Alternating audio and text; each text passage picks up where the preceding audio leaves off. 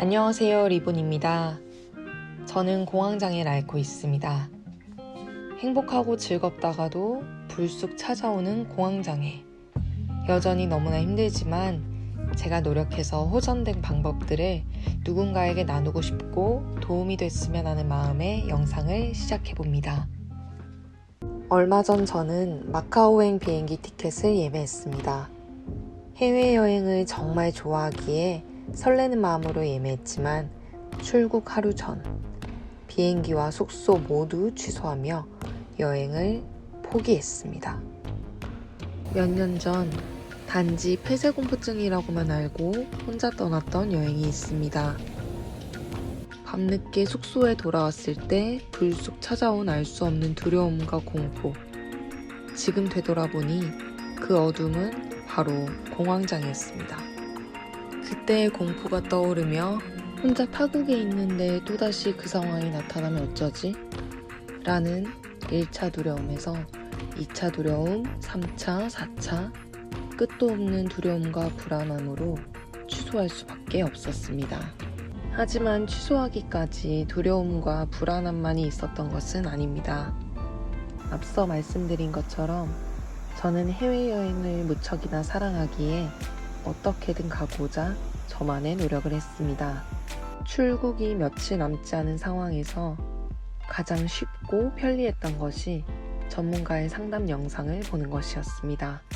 영상을 보며 제 상황에 적용시켜 연습했지만 출국 날짜가 다가올수록 극도의 공포심과 스트레스가 가득했습니다. 결국 취소를 하고 나서야 비로소 안정을 찾게 됐습니다.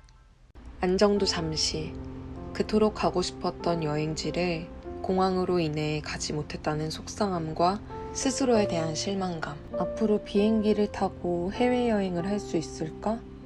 라는 미래에 대한 불안감, 불확실성.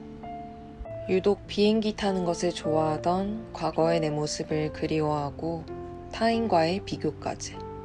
슬픔과 우울함, 속상함으로 깊게 낮아졌습니다. 그렇게 침대에 누워 쉴 틈 없이 우울하고 무기력하고 슬픈 나날을 보내던 중 더 이상 이 늪에 빠질 수 없다며 침대에서 일어났습니다.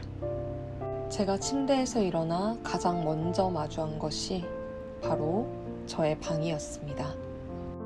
정리되지 않고 어지러운 딱 저의 상태를 보여주는 듯 했습니다. 그때 떠오른 것이 자기효능감입니다. 저는 자기효능감을 성공 경험이라고 생각했습니다. 성공 경험을 위해 지금 당장 할 수 있는 것은 방 청소뿐이라는 생각을 하고 책상부터 시작했습니다. 책상 정리가 어려운 게 아닌데 자꾸만 눕고 싶고 주저앉게 되어 굉장히 힘들었습니다. 그래서 조금 누웠다가 할까? 잠깐만 쉴까? 고민도 했지만 한번 누우면 한없이 처질 것 같아 꿋꿋이 버텼습니다. 처음 느껴보는 어려움이었습니다. 왜 자꾸만 몸이 무거워지고 누워야 될 것 같은 건지. 단지 청소하는 건데 이렇게나 힘들다니. 지금 돌이켜보면 사실 청소보다 자신과의 싸움이라고 생각됩니다. 또 한편으로는 내가 이렇게 살고 있었구나. 제 자신을 돌아보는 시간이 되기도 했습니다. 먹은 것을 바로 버리지 않고 쌓아뒀고 사용했던 물건도 제자리에 두지 않았다는 것에 깊은 반성을 했습니다. 그리고 이렇게 사소하고 작은 것들이 쌓여 나라는 사람을 만들 텐데 정말 기본이 되는 것들부터 망가져 있었구나 깨달았습니다.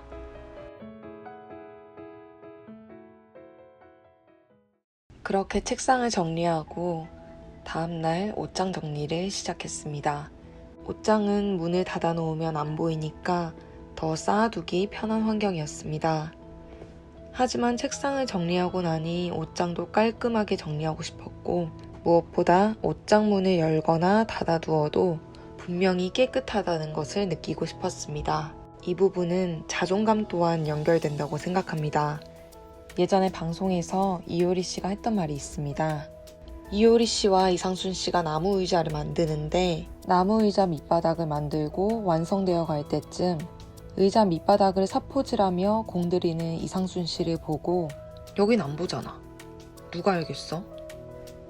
나는 남이 나를 생각하는 것보다 내가 나를 어떻게 생각하는지가 더 중요해. 라고 방송에서 이야기한 적이 있습니다. 참 공감되는 부분입니다. 책상을 정리하고 나서도 옷장을 정리하면서도 이제는 꼭 유지해야지 라며 다짐했습니다. 과거에는 작심 3일로 끝났다면 이제는 한 달이 넘도록 유지하고 있습니다. 굉장히 기분이가 좋고 자존감이 상승했습니다. 이렇게 저는 성공 경험을 위해 청소를 하고 자존감도 높이고 있습니다. 이제 여기서 더 나아가 실패를 다시 도전합니다.